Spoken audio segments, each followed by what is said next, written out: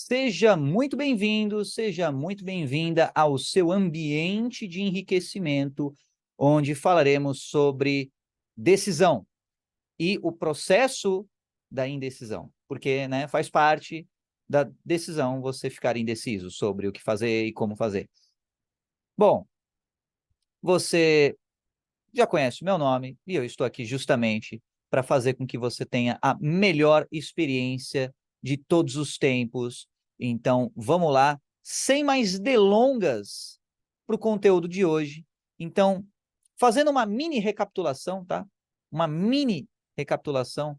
Eu vou compartilhar aqui a tela para você ver. Aí, bonitamente. Então, você tem aqui toda a nossa caminhada até agora. Começamos com desejo, passamos por fé e confiança, autossugestão, módulo 3 muito importante, conhecimento especializado, imaginação, o módulo mais abstrato de todos e com razão, porque, né, o assunto é imaginação, planejamento organizado, módulo 6 e, finalmente, a decisão. Você ter a arte de decidir e decidir com coerência e decidir com clareza. Vimos que o processo decisório, ele tem algumas etapas, tá? Fizemos aí um resumão sobre a decisão.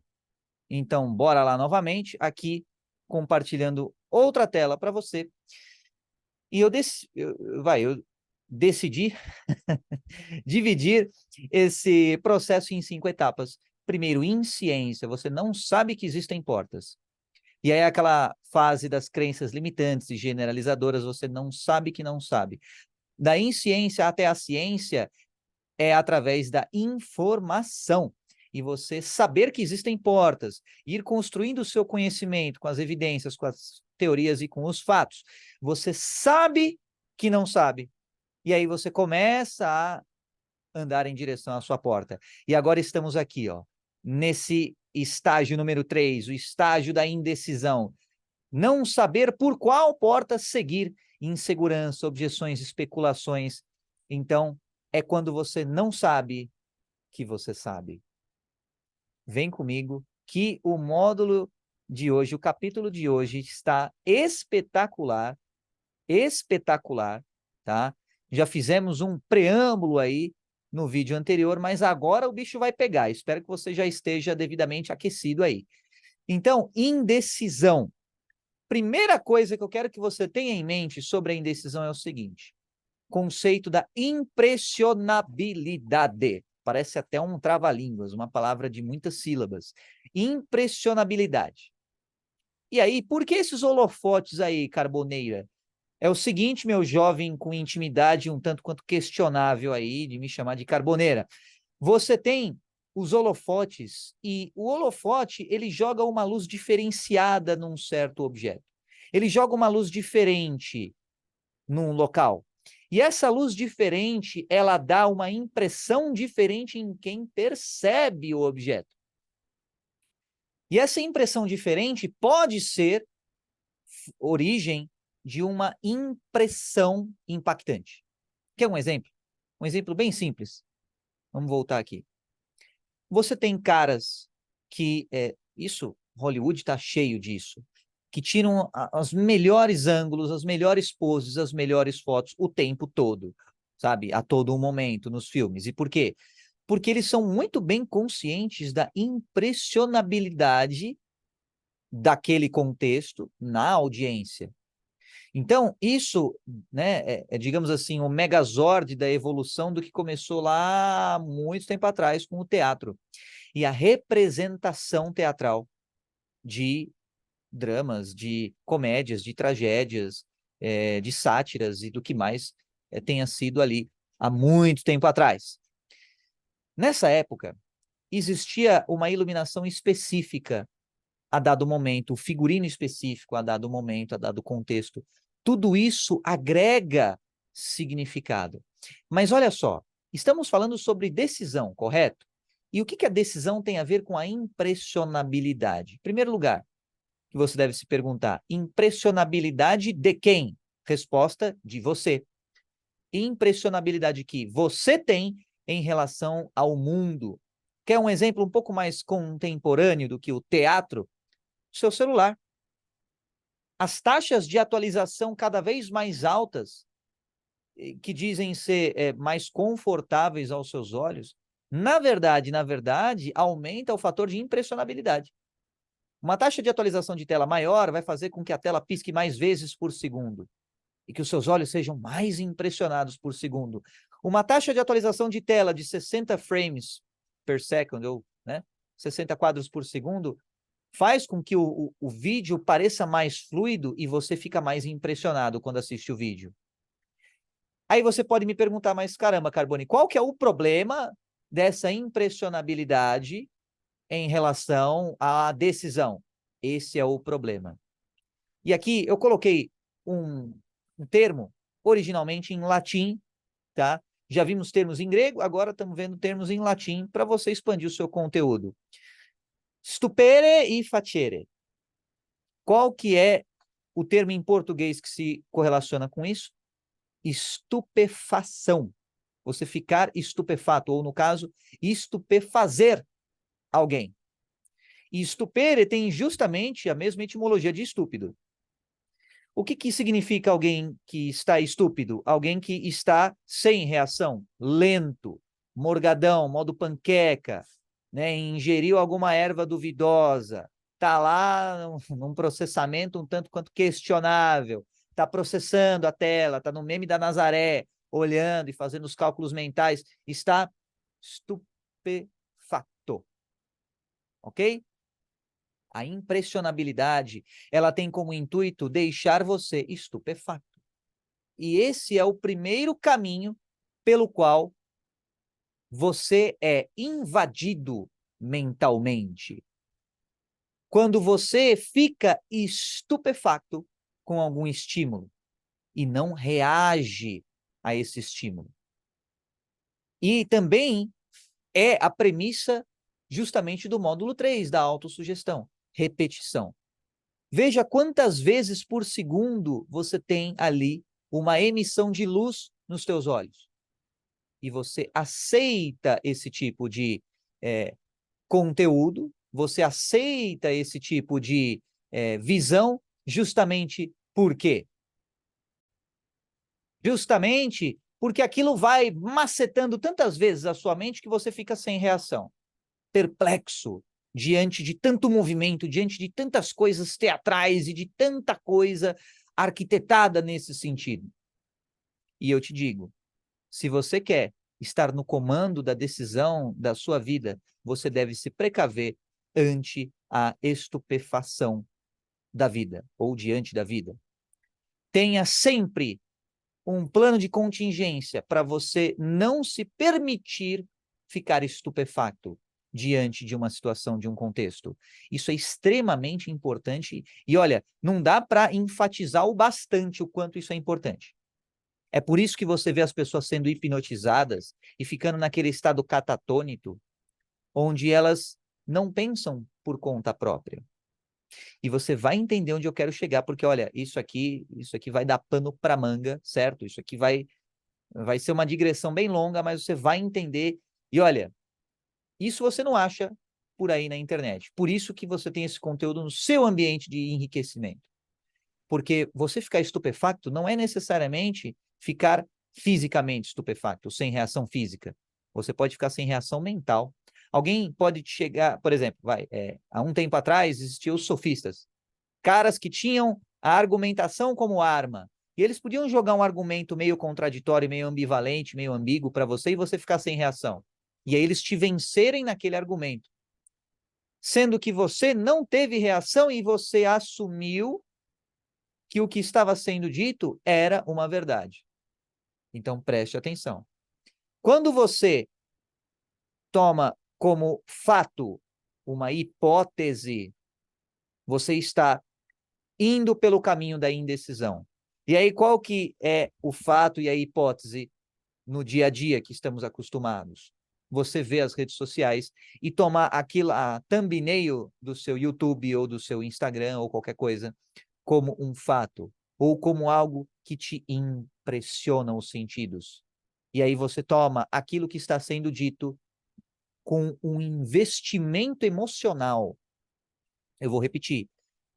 A impressionabilidade que existe em você faz com que você tenha um investimento emocional no estímulo que chega até você. E isso, é lógico, vai te conduzir à indecisão. E vai te conduzir a decisões impensadas, ao consumo por impulso, a você agir de maneira intempestiva. Te conduz a você agir de maneira menos que ideal. Por quê? Porque você investiu as suas emoções num estímulo deliberadamente arquitetado para te impressionar. E você percebe que um mero jogo de luz e sombras pode impressionar alguém. Você pode ter uma fonte de luz muito pequena e muito fraca, no sentido de potência elétrica. E você pode ter um objeto também pequeno, mas se você aproximar esse objeto da fonte de luz, a sombra projetada vai ser enorme. Então percebe que a premissa da ilusão implica no quê? Na impressionabilidade em relação a quem está sendo iludido, talvez. E como é que isso funciona? Primeiro, você precisa da luz, você precisa da informação, e você precisa de algum objeto que se interponha a essa luz. Qualquer coisa, qualquer forma que se interponha a uma fonte de irradiação luminosa pode ocasionar uma ilusão até a sua mente. E essa ilusão, ela pode enviesar o seu processo decisório mental e comportamental. Faz sentido o que eu estou falando até agora. Eu avisei que o vídeo de hoje ia ser denso, então estamos apenas no primeiro conceito, ok? Na verdade, no segundo. O primeiro conceito é o de impressionabilidade. E o segundo conceito, estupefazer.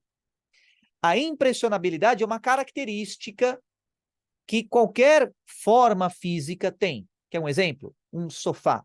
Você sentou com o seu popozão no sofá e depois você levantou desse mesmo sofá. O que acontece? Você gerou uma impressão na almofada do sofá ou no próprio sofá e ele ficou ali com uma impressão do seu popô ali no sofá, correto? Então, uma impressão física, né, ocasionada ali num outro objeto físico, ok? A impressão, a tinta no papel, ou, por exemplo, uma tatuagem no seu corpo, ou uma tintura no seu cabelo, ou uma tintura em algum pano que você esteja vestindo, é uma impressão do mesmo jeito. Então percebe que impressionabilidade é uma característica imanente, ou seja, intrínseca, natural da forma. Legal? Ou seja, estamos falando de física até agora. Beleza. E quando falamos de estupefazer, aí estamos falando de psicologia e sociologia política e uma série de outras subdivisões da psicologia. Então perceba que quem fica estupefacto?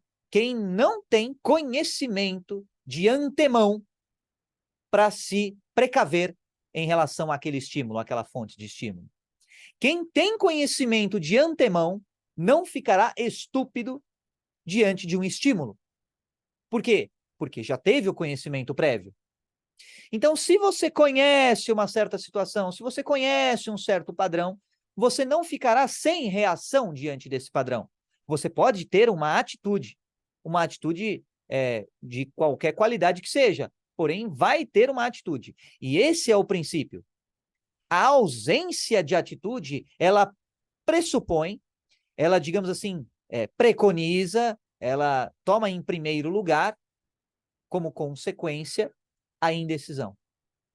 Porque é nesse momento de impressionabilidade impressa sobre você e sobre a sua mente, que você deixa de escutar a voz do seu coração e passa a direcionar o seu foco, a sua atenção para uma fonte externa a você. E essa fonte externa passa a ter domínio sobre a sua mente. Por quê? Porque ela tem a sua atenção. Isso é muito sério. Isso é muito amplo que eu estou falando aqui. E espero que você tenha esse conceito bem arraigado na sua mente, porque as redes sociais chamam a sua atenção o tempo todo. As pessoas chamam a sua atenção o tempo todo. E olha só que curioso, né, e paradoxal. Atenção, dizem alguns, que é a forma mais rara da generosidade. Quer ver se alguém é generoso? Vê se essa pessoa dá atenção para você de graça. E aí você vai ver se a pessoa realmente é generosa ou não. Quer ver se você tem alguma caridade para doar? Vamos supor que você pode dizer assim, pô, Carbone, mas em questão de verba, a verba direcionada à caridade já se esgotou. E agora? Não tem problema. A verba financeira pode ter se esgotado, mas a verba psicológica e de atenção cognitiva, ela é infinita. Então, se você presta atenção em alguém que lhe pede ajuda, se você presta atenção e você entrega o seu foco, digamos assim, para alguém, você está sendo generoso com essa pessoa. Porque hoje o que mais tem é briga pela sua atenção. É briga pelo seu foco. Todo mundo o tempo inteiro está bombardeando os seus estímulos para ter a sua atenção, para ter um lugarzinho na sua mente, nem que seja o nome da marca, o símbolo da marca, a associação com uma peça de propaganda. E aí veja que já temos outra área, publicidade, propaganda, marketing de maneira mais abrangente. O tempo todo as pessoas estão tentando, e as empresas estão tentando ter um lugar na sua mente. Como? Te impressionando. E aí, existe uma tendência das pessoas se dessensibilizarem tanto à impressionabilidade, ficarem tão calejadas nesse sentido, que elas podem ficar mal acostumadas e querer cada vez mais estímulos e viciadas na impressionabilidade. E aí você tem ali quadros de euforia, e aí de apatia, de anedonia. E aí você tem vales muito profundos e picos muito profundos. E aí você tem aquela pessoa que vai para lá e para cá, e que é ambivalente ao extremo. Uma hora quer e logo depois não quer mais. E aí a pessoa, por exemplo, a pessoa é super amigável, super alegre e depois é super triste, ou depois é super calorosa e depois é super fria, e em extremos assim que é literalmente coisa de 2 segundos de intervalo de tempo. Caramba, Carbone, tão rápido assim? De verdade, existem pessoas que em 2 segundos conseguem ir do pico mais alto da euforia para o vale mais profundo da tristeza. Carbone, eu duvido. Bom, pois é, existem pessoas assim. Inclusive, eu já testemunhei na prática pessoas assim, que em um intervalo de 2 segundos fizeram essa oscilação enorme. E por quê? Isso é uma característica, uma consequência de uma pessoa que está o tempo todo refém da impressionabilidade. É sinal de alguém que está a todo tempo tão saturado de estímulos que desaprendeu a ouvir o próprio coração. E é justamente ouvir o seu coração que vai lhe propelir à sua decisão. E a falta de clareza sobre o seu coração é o que lhe move à indecisão, ou deixa você indeciso ou indecisa. Então perceba que a causa, se não a maior, uma das maiores causas da indecisão para as pessoas é justamente esse bombardeio de estímulos, o information overload, o sensory overload, tudo é overload, tudo é além da conta, tudo é muito, tudo é mais e tudo é, sabe, extra o tempo todo. Isso gera um efeito de saturação, um efeito de acostumamento, ou acostumbramento em espanhol. Isso gera um efeito de vício. E aí as pessoas ficam viciadas. E aí, como é que você dessensibiliza e volta ao normal? Na própria pergunta estava a resposta, dessensibilizando-se a esses estímulos. E algumas vezes você precisa cortar estímulos, da mesma forma que um viciado precisa cortar estímulos para voltar ao eixo, a pessoa precisa cortar estímulos para voltar ao eixo decisório da própria vida. E isso é extremamente difícil hoje em dia. é tão difícil que tem momentos em que você não pode cortar os estímulos. E aí você deve fazer o quê? Lutar.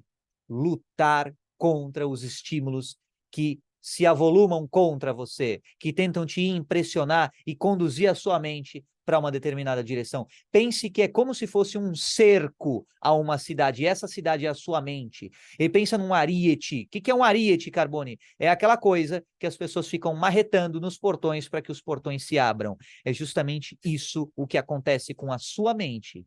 E a maioria das pessoas tem portões tão frágeis que uma batidinha já faz com que abram. E aí, as pessoas passam a ser impressionáveis com muito mais facilidade. E, consequentemente, não apenas ficam em indecisão em relação ao próprio coração, mas passam a decidir conforme a sugestão impressa de uma fonte externa à pessoa. Ninguém está imune a ser sugerido. Ninguém está imune a ser influenciado. A questão é, que tipo de pessoa você empresta o seu ouvido? Que tipo de pessoa você empresta a sua atenção? Que tipo de pessoa você deixa influenciar você? Esse é o grande ponto. Porque cedo ou tarde você vai ter as suas decisões moldadas de acordo com esse ambiente que você gera para você. Então veja que a gente está refinando ainda mais o conceito visto no módulo 3 de autossugestão. Agora você está vendo como isso acontece fora de você, para dentro de você. Então veja que as pessoas que você empresta os seus sentidos, elas tendem a te influenciar. Influenciar a sua fala, os seus pensamentos. E aí você faz esse link com a informação que você viu no vídeo anterior, das frequências do vídeo anterior, e como o sal se movimenta na placa metálica e se ajusta à frequência imposta sobre o sal no vídeo anterior, e você vai entender o que eu falo quando eu digo que os seus pensamentos não vêm da sua própria cabeça. Outro ser influencia os seus pensamentos. Outros seres sugerem pensamentos na tua cabeça. Outros ambientes plantam sementes no seu terreno mental, na sua fazenda mental. E se você não cuida do seu terreno mental, e se você não faz um processo sistemático de dedetização mental, de cuidar ali para tirar as ervas daninhas, você será influenciado negativamente pelo seu ambiente.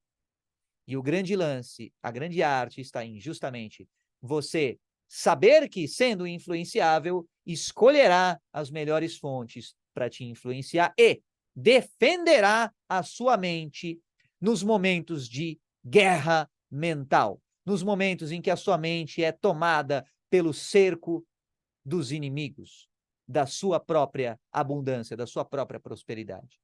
E esses inimigos, às vezes, tentarão com táticas de metralhadora, eles vão metralhar insistentemente para tomar posse da sua mente. E se você permitir, você se dobrou às intenções dos seus inimigos. Portanto, veja que depende de você. Isso é uma constante batalha, uma constante guerra dentro da sua mente.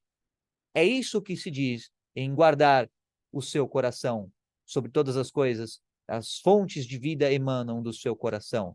Guardar e vigiar a sua mente, e vigiar e orar e se precaver, no sentido de conecte-se com a inteligência infinita, conecte-se com pessoas que sabem mais do que você, conecte-se com pessoas, faça networking, não caminhe sozinho, e veja que o seu caminho, ele é determinado pela qualidade dos seus pensamentos, e se você não contra-ataca os estímulos na sua mente, você, cedo ou tarde, se tornará apenas um autômato, um robozinho que vive em função desses estímulos externos. Então, perceba que a sua decisão, a decisão que vai tornar o seu coração mais feliz, ela depende necessariamente de você defender a sua mente dos estímulos externos e deixar de ficar estupefacto pelas coisas e passar a ter protagonismo sobre a sua vida. Isso é muito difícil, é extremamente difícil. Por quê? Porque é um ato contínuo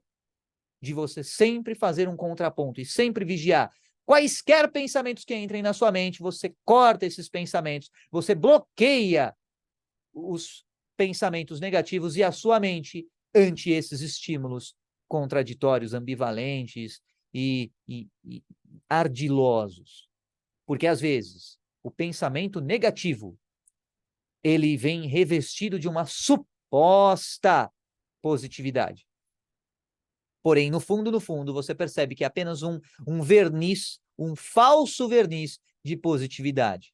Por exemplo, aquela ideia de cuidado com tal coisa. E você já viu que eu mesmo falei isso durante os vídeos. Então, você percebe que não é algo necessariamente absoluto em todos os casos. Mas aquela pessoa que do nada vem para você e fala assim, cuidado com fulano de tal. Porque fulano de tal não sei não, hein? Ou seja, é um ardil que pode ser revestido de uma falsa preocupação, mas que no fundo simboliza uma negatividade que tenta passar como um cavalo de Troia na sua mente. E o seu sucesso, as suas decisões, elas devem estar sempre em dia com quaisquer cavalos de Troia que entrem na sua vida. Então perceba, tem cavalos de Troia que são estímulos, tem cavalos de Troia que são sabores, pessoas, relacionamentos, até mesmo presentes, explicitamente ou implicitamente, podem ser considerados cavalos de Troia. Então perceba e esteja sempre alerta, sempre em guarda. E você pode pensar assim, nossa, Carbone, mas será que dá para fazer isso? Será que dá para se manter sempre alerta, sempre precavido em relação a isso? A resposta é sim. Por quê? Porque você não está sozinho. Você tem outras pessoas que te ajudam. Você tem um ambiente positivo que faz com que a sua frequência seja positiva também. Você tem a sua rede de contatos que pode te ajudar a você manter a positividade em dia, as ideias positivas em dia. Então, o segredo é mantenha a sua rede de contatos sempre ativa. Combinado? No vídeo de hoje é só. Vejo você no próximo vídeo.